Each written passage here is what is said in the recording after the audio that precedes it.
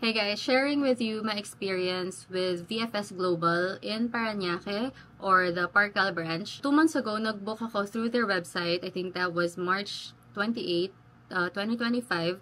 And yung earliest na nakuha kong appointment was June 3, 2025.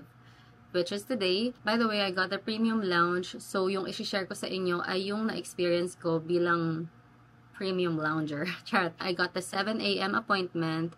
Sinabi sa website na dumating ka 15 minutes before your appointment. So, 6:30 pa lang, nandun na ako sa Abaca Building, sa Parcal Mall, sa Parañaque.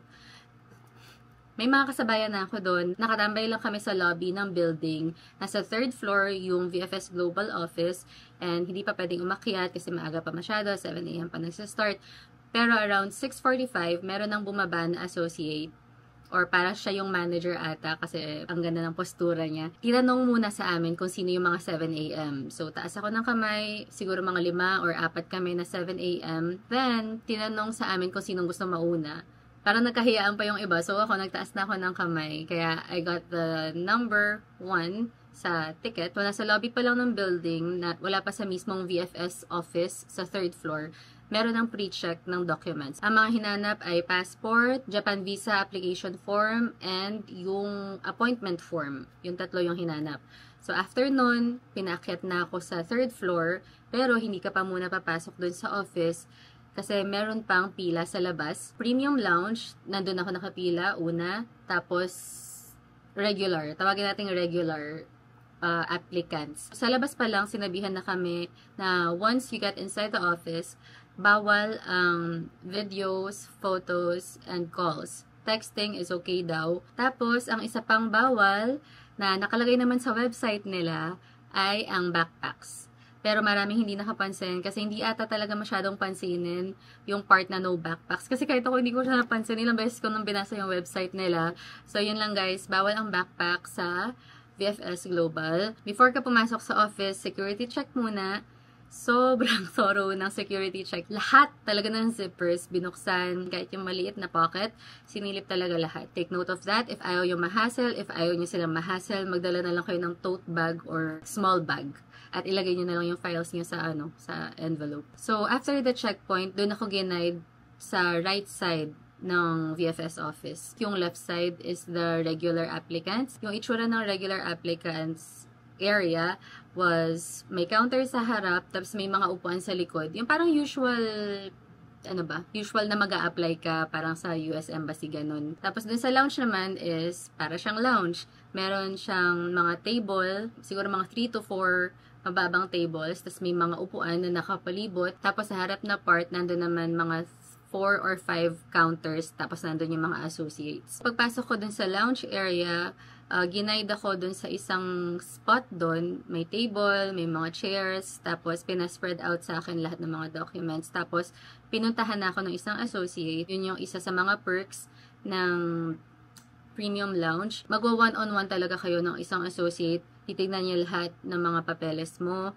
bago isubmit dun sa counter na magche-check din naman. So, alam mo yun, ang daming checkpoints. Nag-over-prepare ako, ang dami kong dinalang documents. 2 pa actually yung envelope ko para sa merong pang backup, tsaka yung mga super required talaga. Ang mga kinuha lang dun, passport, visa application, multiple visa request, sana pakibigyan, itinerary, mga flight accommodations, ganyan, booking confirmation, COE, ITR. Tapos naglagay din ako guys ng property. Doon sa second screening, di ba yung first screening natin, yung sa baba, sa pre-check.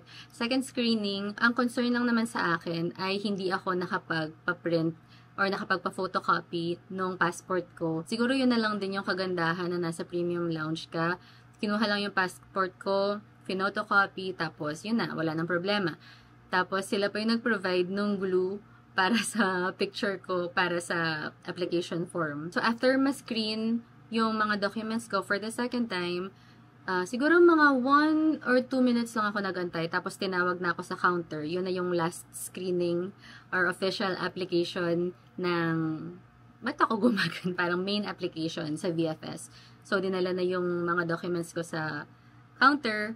tapos chinek ulit ni ma'am, different person. Ang binalik lang sa akin ay yung mga binook na accommodation and flight. Sabi niya, actually ma'am, dinidiscourage po namin na mag-book ng flight or accommodations before the application. Tapos parang kinabahan naman ako doon kasi parang oo nga naman, tunog assuming, pero Lord, please. Hindi ko alam guys kung makakatulong, pero kinip niya yung titulo, yung proof na may property ako sa Pilipinas. Pinaprocess niya yung papers ko, nagtatype siya sa computer niya, nakangangalang ako doon. So medyo chinika ko siya ng konti. Sabi ko, ma'am, tingin niyo po, may pag-asa po ba yung application ko? So, honest naman siya. Sabi niya, ma'am, hindi ko po masasagot yan. Japan Embassy lang po makasagot dyan. So, parang sa isip-isip ko, it's worth the try. Parang alam ko naman walang namang sense na pag natanongin ko siya kasi magpapasa lang naman siya ng application.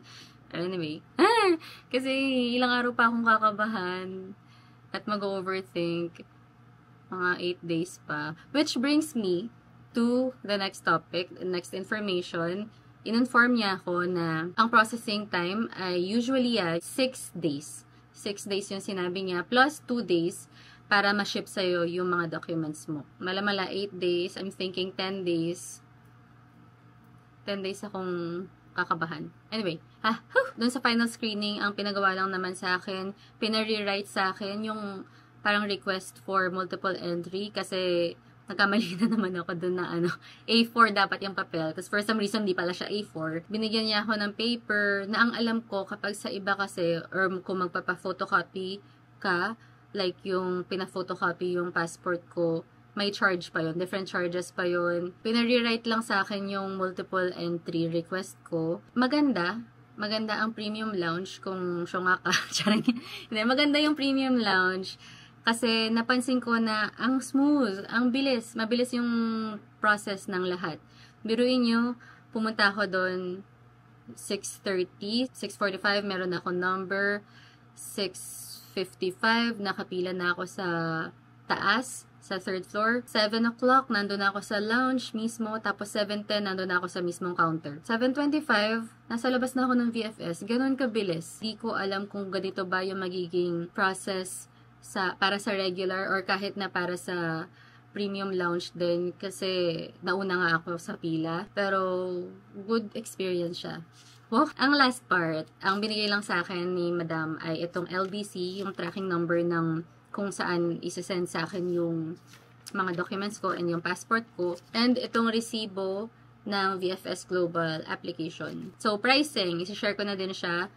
VFS, 520 pesos. Premium Lounge, 1,500 pesos. SMS, kumuha ko ng SMS para hindi na ako mag-overthink at medyo gumaan ang buhay ko. 150 pesos. Two-way courier, 900 pesos. For a total of 3,370 pesos. Sa likod, dinikitan ni Madam ng mga barcodes. Yung sa pink, hindi ako sure kung ano to. Baka sinabi niya, nakalimutan ko lang. Pero itong nandito sa black na barcode, dito ko matatrack yung progress ng application ko. Update ko kayo guys after 8 days or 10 days. Ewan ko kung sana makaabot sila ng 8. Kung 8 days, mabibilib talaga ako kasi accurate sa sinabi ni ate. Sana nakatulong tong video na to sa inyo guys. Again, yung na-share ko lang sa inyo is yung experience ko sa VFS, Paranaque, Parcal. Good luck sa atin guys. Good luck sa inyo na mga mag-a-apply. Yan. Bye.